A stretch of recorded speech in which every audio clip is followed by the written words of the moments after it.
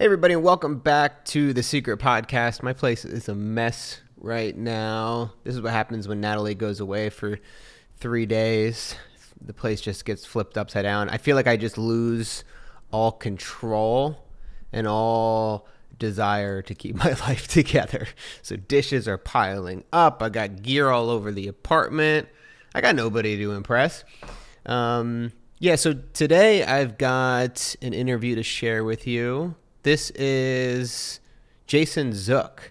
So if you saw my recent interview on YouTube, The Other Side of Burnout, the main storyline there was with my friend Jason Zook and his story about starting this company called I Wear Your Shirt, where he wore a shirt every day and a company would pay him to wear said shirt. It's a really interesting story, but it's also really an important message about hard work when the hard work and the hustle goes too far and leads to burnout. And of course, how we can then work with more intention and how we can shift our priorities to make sure that we don't let our work interfere with our own lives and our own happiness. So I think this interview is going to help you out a lot. Let me see here. I've got a couple points, things that we covered. We talk about the benefits of pursuing a side hustle or starting your own business. He asked the question, what's the worst that could happen? What's the worst that could happen by trying to pursue the thing that you love most in life, or trying to pursue that business that you've always been thinking and dreaming about? Also, why you don't need to worry about someone stealing your ideas. And towards the end of the interview, Jason flips around and asks me a couple questions about the growth of my own YouTube channel, my own relationship with hustle. It's a fun conversation. I think you're going to like it. Even for the people, I imagine most people are probably just into this idea that we're talking about here, but specifically for the filmmakers and the creatives, I think this would be interesting to see a long format interview like this and seeing which parts I teased out for the main short doc video on YouTube. So if you haven't checked out that, I would definitely probably watch that first and then come back over here, because then it just gives you a better idea of your own storytelling. Like if you were to capture this interview, how would you cut it together into a 10-minute film? But if you're not a filmmaker, just ignore that last part. Enjoy the show. Please sit down. It's just a natural, you know. Yeah, it does feel a little bit like a 60 Minutes piece. Let's expose. Oh God, Caroline. We are. No, it's okay though. This is the real. It's supposed to be candid. That's Nat. It's like my Nat. Yeah, it's your Nat. Yeah. Yeah, Natalie. She's tough. I saw in the last week just the Q&A video. She just did her hair in the background. I was like, come on, he's almost done. So question one. I want to talk about the hustle today and kind of your journey through it. Mm-hmm. But if you could just start, tell me, how hard do you hustle? Now, not nearly as much as what I used to. I bought in 2008, 2009 to 14-hour days, grinding, doing everything you can, doing all the emails, all the social media, all the just everything I could do, I was doing because I thought that's what you had to do to succeed. And now I know that leaves you feeling pretty empty once you even reach any type of success and you realize, I'm just really tired. I'm just really spent. I have no creative energy. And so now I try and have a balance, and that there are times when you hustle. There's obviously some points when you need to work hard, but trying to balance that out and actually take a break and take time off and not just work every hour you can. Following an unconventional path is something that's becoming more conventional. It's more common today than it was. I'm not saying that you're old, but you've been doing this for a very long time. At the point when you first started, not many people were doing it. It was definitely seen as unconventional and I'm sure much more risky than it is today. What made you pursue that path? Yeah, I think to me, I get a lot of personal fulfillment from doing things differently, from doing things my own way. And that gives me a lot of just self-esteem, and it makes me feel good about the work that I'm doing, as opposed to when I worked at a 9-to-5 job. It felt hollow. It felt empty. It felt like I was going somewhere, spending all these hours, spending all this time. And why? I was getting a paycheck consistently and I had job security, but I didn't feel good. I didn't feel fulfilled in the work that I was doing. And so choosing an unconventional path, kind of creating my own job, doing my own things, and I think a lot of creators can resonate with that, it feels fulfilling more than the money makes you feel good. The money's great when you make money, because a lot of times you don't. Yeah. But when you actually create something of your own that you did everything, it was your idea from start to finish, you made everything happen. That's an amazing feeling. And you can't get that from a 9-to-5 job because someone's already created all this stuff. You're just fitting like a cog into the wheel. Was it challenging to get started out? Like, you're going from a 9-to-5 job to trying to create something for yourself. What was that process like? Yeah, it's really hard. I mean, there's so much self-doubt. There's so much imposter syndrome. Like, when I started my weird I Wear Your Shirt idea, the whole idea was people would pay me, a nobody from Florida at the time. I still feel like a nobody. I just now live in California. And like, why would you pay me? Like, no one knew me. No one had ever heard of me. I'm not special. I'm not a celebrity. None of these things. And I think I finally just told myself, like, why not me? And I think for a lot of people who are starting their own careers, their own jobs, their own businesses, their own side hustles, whatever, that's a lot of what leads you to do it, is you go, well, why not me? I see a lot of other people who are like me that can do this. And so early on, that's kind of what I just kept saying. And the other thing that really helped was going, what's the worst that's going to happen? Like, if this doesn't work, I'll just go get another job. You know, at the time I didn't have a family to take care of. I mean, I still just have a wife and a dog. But even if you have kids, I still feel like you can still get another job and you can still fall back on something else that you have. You can go work at, you know, whatever job you can. And I think for a lot of people, they don't ask that question. What's the worst case scenario? They don't go down that thing. They just let it scare them and consume them without actually exploring it. And then I would even take that further. It's, what's the worst that could happen if I stayed in this job that I hate? Totally. Where does that lead you in 5 or 10 years? And my wife, Caroline, she talks about that a lot too. And she thinks about, like, what's the best possible outcome, just like you said. And when you start to explore that, that's fuel. That builds you up. That gets you excited. Whereas what's the worst that can happen can kind of like suck the energy out of you. But what's the best that can happen can kind of fill you up. And you can go, I have a job that I love doing. I have work every day that I look forward to. I have customers or an audience or whatever that make me feel good about what I'm doing because I'm bringing value to their lives. That stuff's amazing. And it's really hard to get that in a conventional career. And you can get it in other parts of your life, but the thing that you do 8 hours a day, 5 days a week, you don't get that fulfillment, and you're not going to get that time back. So you started out, you had this kind of boutique agency, 2 guys. Remember, yes. Yeah. So that was kind of your first start into it. But then in terms of creating these kind of big, crazy ideas, I Wear Your Shirt was one of the first ones. How did that idea come about? How did the initial days of that project play out for you? Yeah, as you said, we had this incredibly big design boutique of 2 people, and we had 2 clients, I think, at the time. And those clients were asking me, as the person who was kind of the client services person, you know, what's going on with social media? So this is 2008, 2007, 2008. And I didn't know. I mean, I knew of Facebook. It was only colleges at that time. Twitter, I'd kind of heard of, but it didn't make sense to me because I just thought people were like, I'm in the shower, I'm eating a sandwich. Like all the jokes that you hear about people thinking of what Twitter is. But I saw that there were a lot of people on these platforms. And I was like, this is really interesting because this has been advertising and marketing forever, is your story being told where people are. And so people's attention started to move to these online networks, these online platforms. And I just thought it was an interesting opportunity to go, well, what if someone was the bridge between those? Like a spokesperson is on TV or like a radio host is for radio. When those mediums came about, you needed someone to kind of be the megaphone to amplify the stories of brands or people or what have you. And so I just thought it was interesting, and I loved working with the clients that we worked with in the design company. And I was like, these people need their stories told. And maybe I could tell them through social media, and that would be interesting. And what if I did that through just all the different forms that were out there, video, photos, just posting text updates and things like that. And one day I found myself in my closet staring at all these shirts, and I was like, wait a second. I'm wearing a Nike shirt, a polo shirt, busted t-shirt, like all these different brands. And I paid, and now I'm walking around schlepping these brands for them. They're getting that free advertising. What if I turned that around and said I could wear a branded shirt and the company would pay me to do it? And so that was kind of the idea and how it came together. And then it did not take off at all. and that's actually kind of where I think hustle is important, because when you have an idea, when you have something that really excites you, and when you can't shut that idea up, like that's where I got consumed by this idea. It kept nagging at me. It's like, there's something here. There's something to this.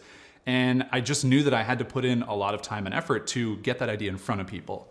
And so that was just engaging in conversations on Twitter, learning how to use the platform. That was talking to friends and family, asking if they knew other business owners that might like this weird idea that I'd come up with. And I was met with a lot of rejection, not necessarily negative rejection, but just some of it was negative. Some people told me the idea was stupid, which it probably was. But it was a lot of people just going like, I don't get it. I don't know what you're doing. And I think for any unconventional business you start, you're met with that because it's new, it's different, it's uncomfortable for people. And I just knew that it took time and effort to push through that. And it took time and effort to get it in front of people, to do things, to create more content, and to just keep showing up every day and believing in this idea that I had.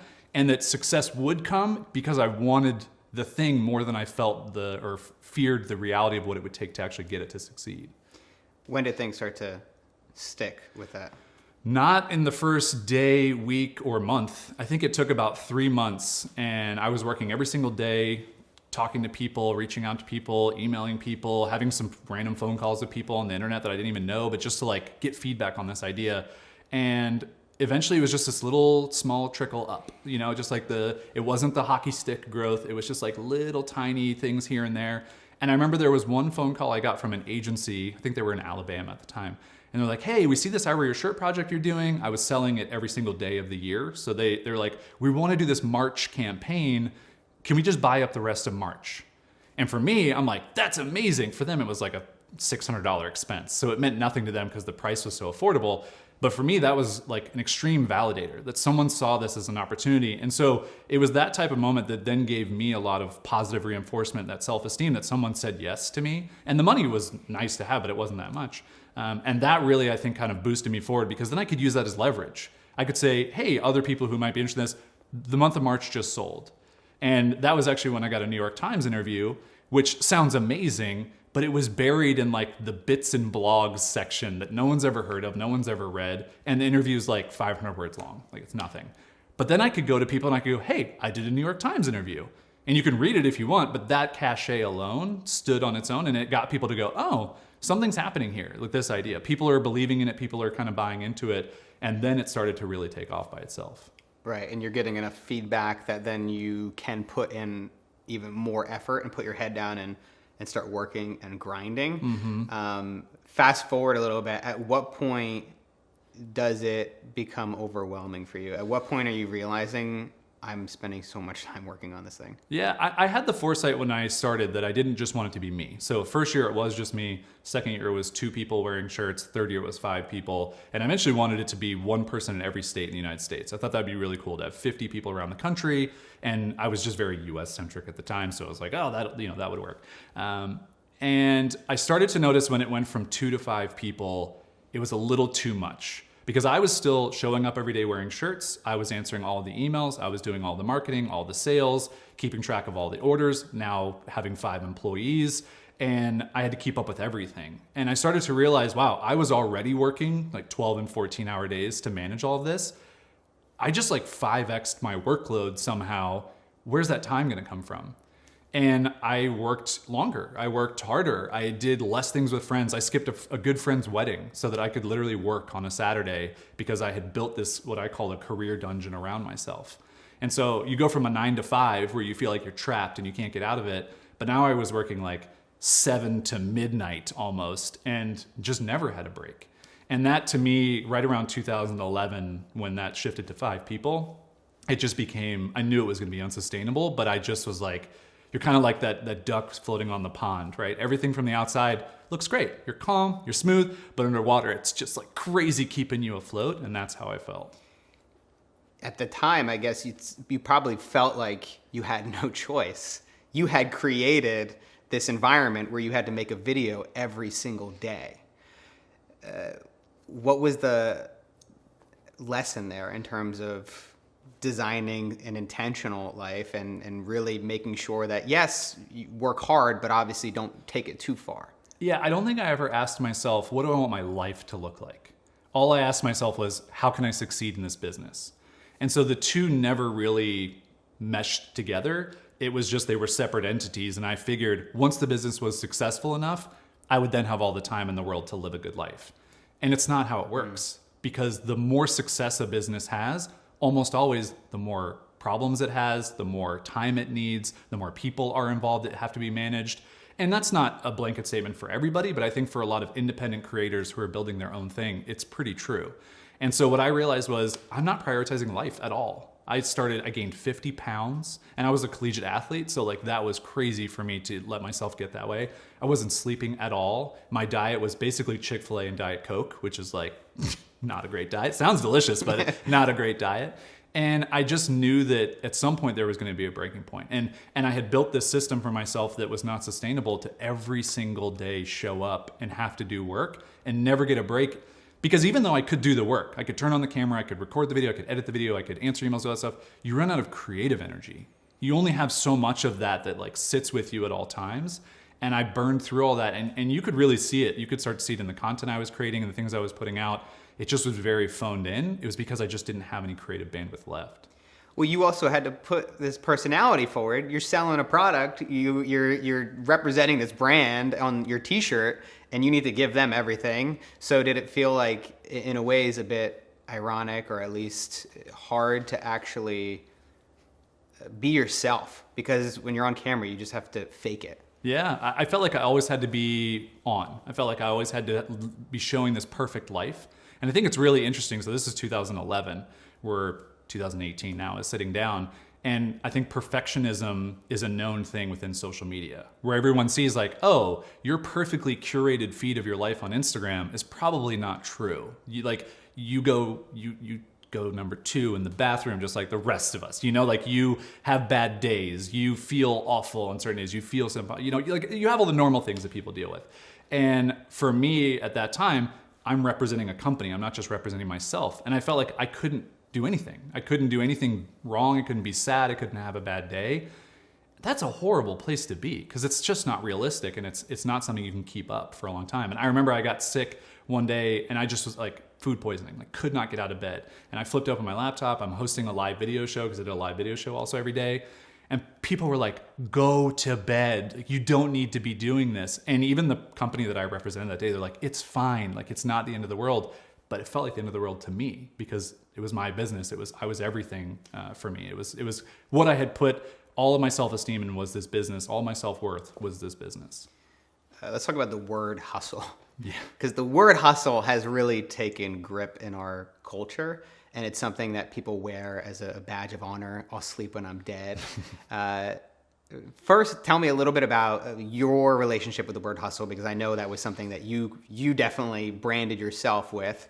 And then how do you see our culture today using that word? Yeah, I mean, I definitely felt like a hustle bro for sure. Like I wore it as a badge of honor. I had a shirt, I had a mug. I believed in the hype of the more you work, the more success you're gonna have, the harder you work, the better you're gonna be as a creator, and all these different things. And all I found was that the more that I bought into that, the less fulfilled I felt. And the crappier I felt as like just a human. Like I just felt like I'm constantly going. And then when you turn the camera off, or when you shut your phone off, or when you close your email, you're now left with this person that's like, I don't wanna hustle. I don't want to do this. That I'm running myself ragged. This doesn't feel good. And I really started to just feel that. And it just got to a point for me, I think in 2013, I just couldn't do it anymore. And I started to realize, what is it all for? We've talked about that. Like, what did it take me to? It took me to being overweight, being stressed out, having a business that failed or that ended. Maybe it didn't fail, but it ended. And just feeling completely lost in life. And it was a lot of it due to just overworking constantly, just thinking that I'm just gonna hustle my way to success. And so now I just know that I have to work hard, especially when like a new business opportunity comes about, or I have a new idea, or any of those things. Like you have to put in the work to make the thing exist, especially if it's an unconventional, different thing. It's gonna require more work than a conventional thing. But there has to be a balance. And another thing I've learned is that people aren't gonna take your idea. A lot of people think that they have an idea and someone's gonna steal it from them. Most people don't wanna do the work it takes to make an idea succeed. So if you believe in yourself and that you're gonna do it, then take the time that you need, have the pacing that you need in your life, take the breaks that you need, take the weekends off, take the evenings off, be with your family.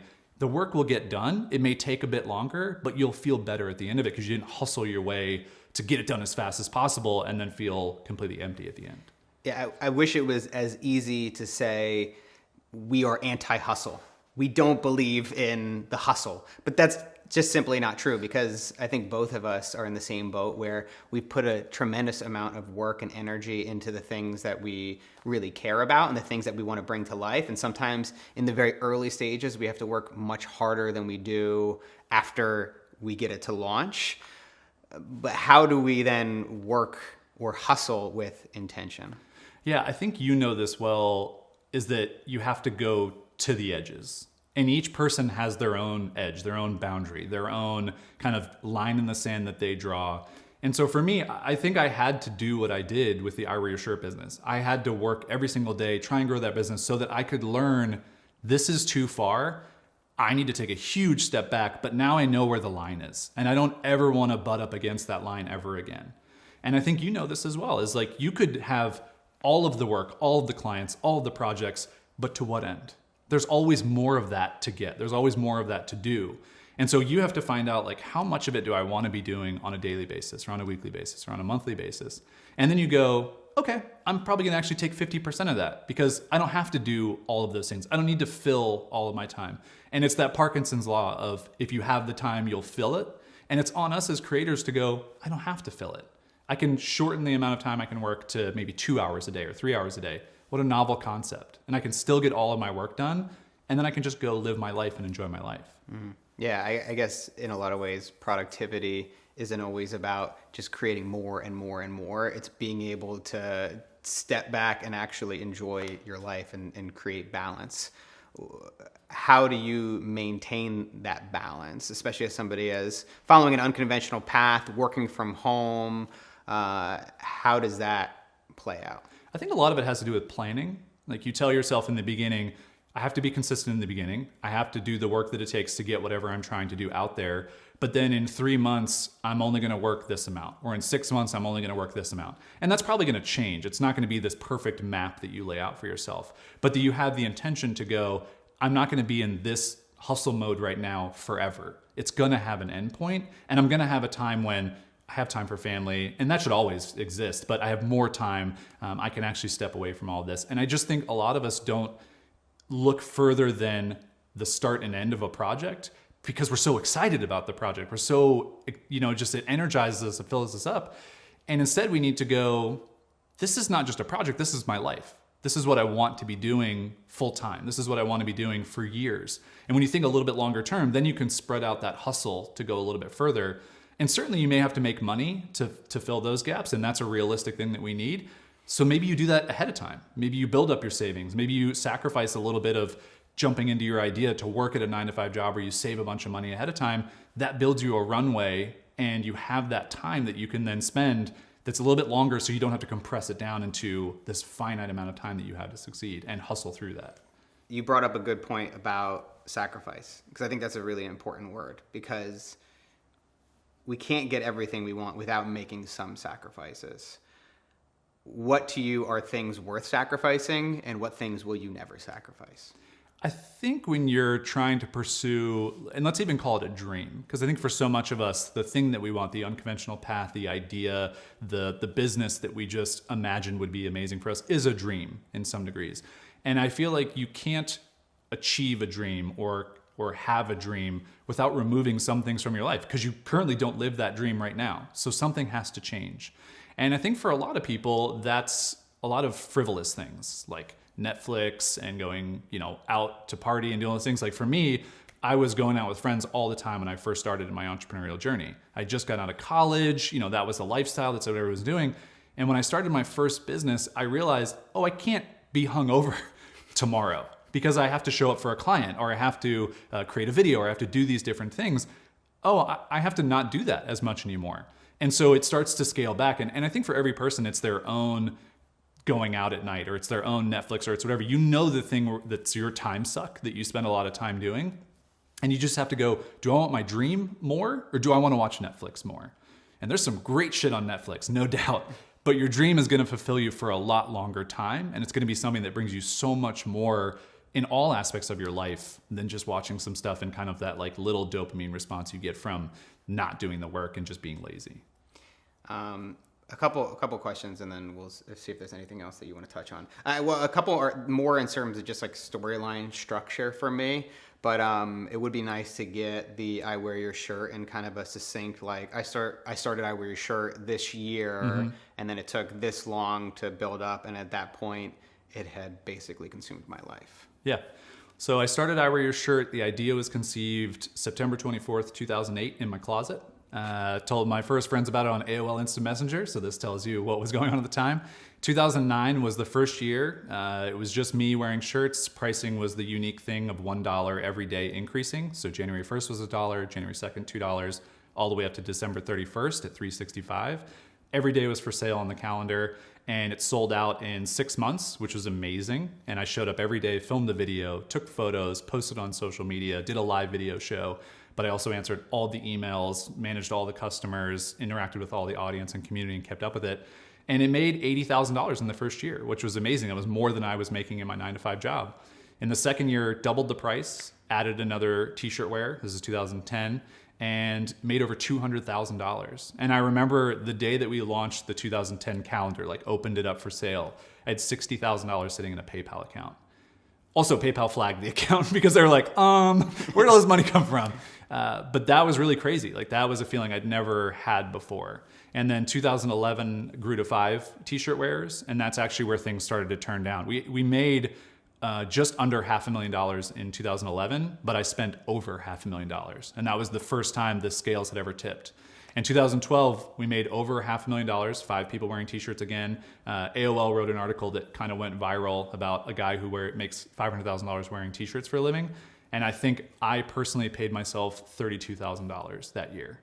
And that was not even really enough to live on. It was just like I was paying my employees more than I was paying myself.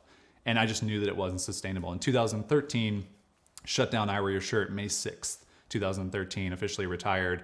And the business had generated over $1.2 million in revenue, but I was $100,000 in debt, 50 pounds overweight, had to fire a bunch of employees that opted into my weird idea. And I felt worthless. Like, I felt like I just was a failure, not realizing that, hey, it was just this business that didn't work out. It's not a reflection of who I am. If you could do it all again, in many ways you have with other businesses that have come since then, what do you do differently? Yeah, I think there would be a lot more balance. So I would take off weekends, number one. I would probably charge more faster because the dollar per day pricing is great. But in the beginning, first couple months, I mean, you make like $1,500 in the first 4 months of that pricing structure. It's not easy to run a business without good cash flow. So kind of re-engineering the cash flow a little bit would be different.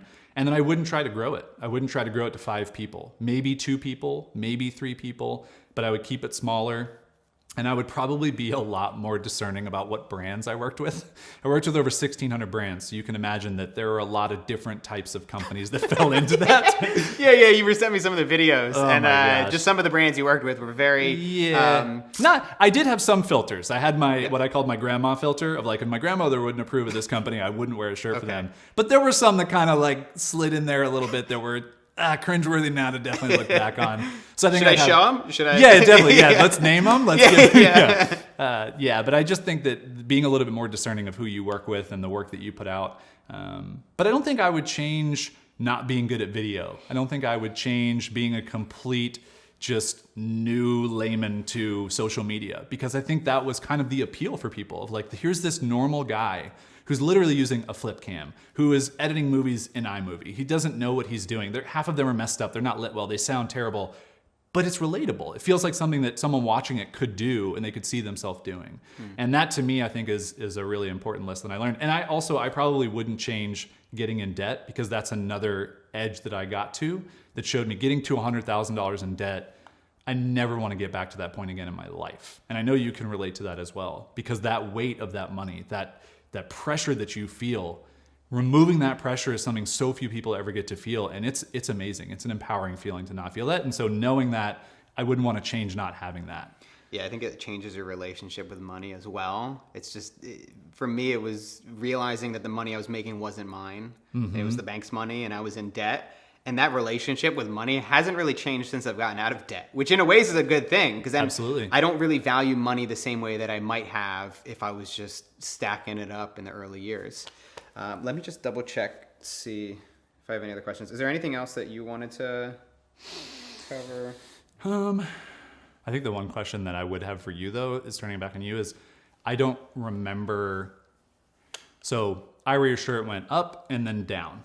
And then I feel like for me as a person, like I'm not down here, but I don't have the notoriety, the success, the other things that like outwardly people see from what I'm doing now. I feel like you've gone, not to say that you're at a low point, but you're at this trajectory where now you're on top. Like you have hundreds of thousands of subscribers on YouTube, 3.5 million views on a video in like a couple months. It's nuts. And I remember having that in life. What does that feel like now for you? And has it changed the way that you feel about where you were a year and a half ago when 50 people watched a video? It's funny because it does happen kind of slow and fast at the same time. Mm-hmm. So obviously there was a year of just putting videos out there and then nothing was happening.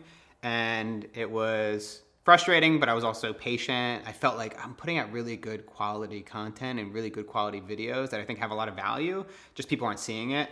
And I just thought, okay, I just got to keep putting it in, keep putting the time. And then it started to grow in March. And it was amazing. In the first month, I got maybe 50,000 subscribers in the first month or two.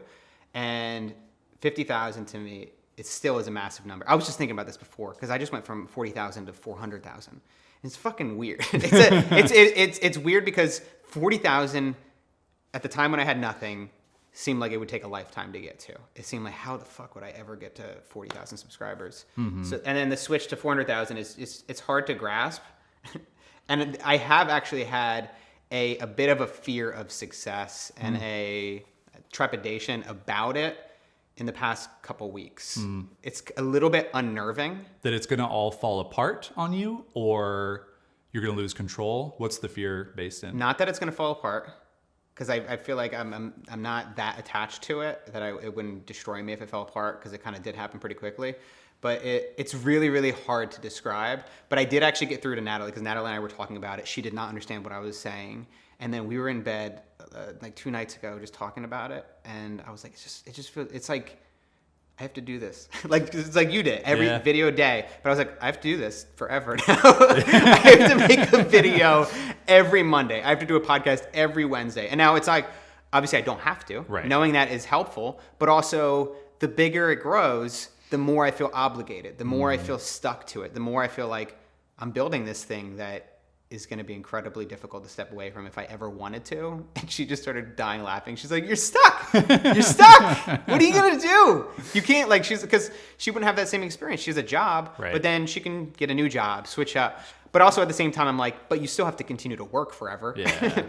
And also I love it. Yeah. But it is that weird paradox where it's hard to understand until you're in that place. And it is a privilege to be able to say like, totally. Success is scary. But also it is, did you feel that at all? Oh, 100%. Yeah. It's funny you bring up numbers. I remember when the I Wear Your Shirt website started to get 10,000 views a day. So 10,000 visitors a day even. I'm like 10,000 people are coming to this website. If you just think about that as a number, that's like a town rally around this website. And they're showing up to look at me. Like, what is going on? And I think what's interesting that you brought up that I learned during my time, which is you feel like people maybe are only continuing to watch your content because maybe you're continuing to get better or you're continuing to have views or videos that get popular. That's not the reason. We just like you. Like I'm a fan. I remember when you had 20,000 subscribers. That's when our buddy Caleb showed me your videos. And we're still friends. Like, I don't care that you have 400,000 subscribers or 500,000 or 700,000, whatever it is by the time that we finish recording. Cause it's just, and I think that that's the thing that if you can realize that of like, oh, people aren't here just because I'm popular. People are here because I'm creative. People are here because I have a different outlook, because I'm funny. And if you can actually accept those things about yourself, and that's what I started to figure out after my business failed in 2013. I had all these people who like stuck around and were on an email list or were looking at my other websites and other stuff. They're just waiting for me to do my other weird projects that I ended up doing because they liked me and they thought that I was interesting. And I think if you can, as a creator, take that in, and that's hard to do too. That's another like privileged thing to be able to do. But if you can actually accept who you are and what makes you different, then it makes it easier to go, oh, you know what? All these numbers don't really matter. All these different accolades don't really matter. I'm going to keep making videos because I like making videos. I'm going to keep building this business I'm building because I like what I'm doing. And those are the things that can actually, I think, remove some of that fear because it definitely removed it from me in the beginning. Yeah. I mean, it is interesting because like, As being a solo creator, you have to think about those things. You have to think about, I just did the dad burp. You didn't even have seltzer. We were talking about before this that like the dad burp is when you a burp comes and then you just keep it in your throat and you're like, yeah. But yeah, so as a solo creator, you have to think about the thumbnail and the title and the thing and like, okay, how will I best get this video leveraged? And that's certainly a part of the process. But that said, creating the videos is why you do it. It's like, if you're starting a podcast and you don't like interviewing people or having a podcast, you're never going to stick through with it. Yeah. And still, it is like, it's the greatest joy. Like there's nothing more that I love than to like shoot, cut, and then put something together and figure out how to tell a story. And I think that's every creator needs to have that. One question we'll finish up on. How long have we gone for? Probably like 45 plus. Probably around 45. It's 11:30. Sweet. I have one more question for you. Okay, cool. The one thing I want to know from you is talk about the moment when you felt trapped. How many videos in a row did you make? Yeah. And did you feel like it was just going to go on forever? I hit 889 in a row videos made daily. Can you see that from the top? Yeah. Just because you did that. You did that sentence backwards. Yeah. 889 videos in a row. Did them. Yeah. I made 889 straight. Sorry. We're not gonna you didn't like the out of order? No, it's the fact that like your face was kind of red. This is real. This is real. You know? Yeah, this is the realness. Yeah. Okay. I'm not going to look at you. Go ahead. All right, good. I made 889 straight videos every single day. And it was kind of at that point, I think it was actually close to a holiday of some sort. And I'm like, what's a holiday? And I know we laugh about that as entrepreneurs, as people who work for ourselves, but I literally had not taken a break. And it was like, I looked forward and I went, well, there's another 889 days that I see for this business to be successful and continue to go. Is that really what I want to be doing? Like, is that the life that I want to have? And I really did feel trapped. I felt stuck. I felt like I could not get out of this system, this career dungeon I'd built for myself, other than to give up or just keep going until what end? I didn't even see an end in sight. I just felt like I had to keep going. And it just got to a certain point where I just broke. I think I just physically and mentally was like, I can't do this anymore. I can't flip on the camera. I don't have the energy. I don't feel like it. I'm not creative anymore. And I just have to stop. And in stopping and quitting is kind of how I think about it now, is that now creates space for something else to exist. So you can think about quitting as complete failure, as I did. But then when I started to reframe it, I went, oh, you know what? Actually quitting this thing that was taking up every single day of my life, it actually now frees up every single day of my life to do something else. And that felt empowering. That actually took the broken version of myself and said, hey, there's a way out of this. Like, now we have this time to do something else. Let's figure out what to do with that. Great. You had one more question? Yeah. So kind of going back to, you're on the uphill rise. Mm-hmm. How has your hustle changed from very beginning, no subscribers, no viewers, no one cares, and no one cared, Matt, to now where all of the numbers are fantastic, all of the things are great? How has the hustle changed between those two? It actually is a very recent changing. And it is even like talking more and more about this that has made me be like, okay, wait, now is the time. You've been kicking for so long that now is the time to slow down and pause. Because for me, I stopped doing client work to focus on creating original content, which means I had a certain runway. And I'm very conservative financially, having been in crazy amount of debt, that I gave myself like a year, 2 years. And also Natalie has a great job. So I felt protected, but I also knew that there was a certain amount of time that I could explore this before I had to throw in the towel. I think eventually everybody has to come face to face with that, just financially. So I worked really hard for a year without making any money, and also being in a weird space where I couldn't easily turn on ads. Even if I did, I wouldn't make that much money anyway, because you do have to have a tipping point of an audience to make money through ads or any form. So 3 months ago, I started my Patreon, patreon.com. So actually, this video is probably only going to be going, this part is only going to be going to Patreon subscribers. But I did that. I didn't know how well it was going to work. And then within 3 months, I was able to turn it into an actual salary where I could actually, I'm not making close to the money I was making as a freelancer, but it's it's getting closer every day. And also I'm making enough now, enough to be happy, enough that I can pay my rent and pay my bills and continue to make these videos.